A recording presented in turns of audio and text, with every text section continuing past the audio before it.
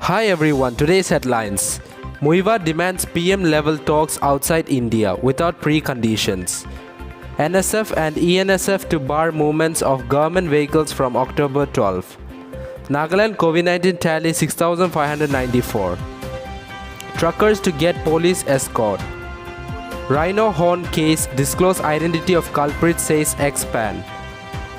In-season rain causes landslide damage properties in Kohima. Ministry of Education announces guidelines for reopening of schools. Nagaland Transport Department to resume registration of vehicles. GNF appeals NPGs to uphold non-negotiable political rights. News in details.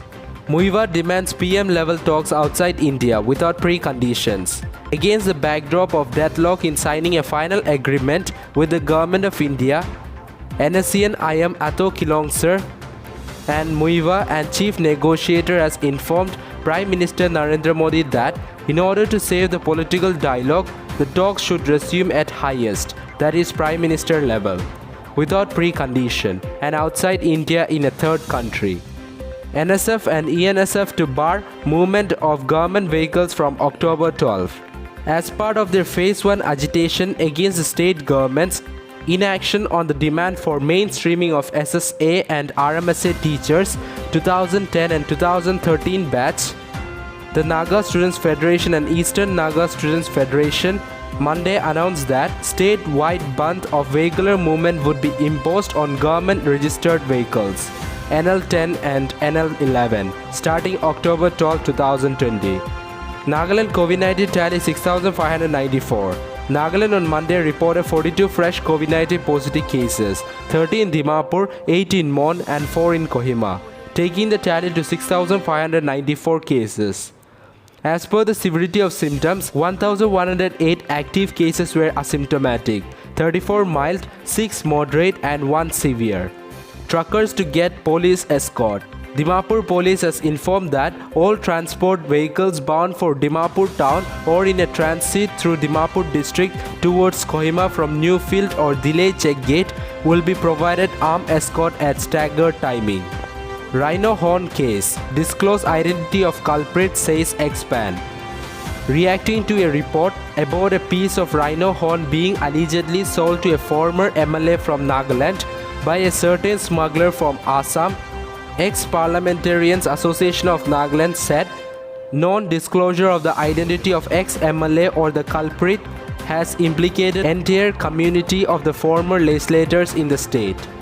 In-season rain caused landslide, damaged properties in Kohima. In-season rain for the past few days in Kohima caused landslide and damaged 10 houses at Lower PWD at around 9:30 p.m. on Sunday. Lower PWD Youth Organization President Kevi Miri informed that around 30 youths volunteered to help the aggrieved families affected by the landslide.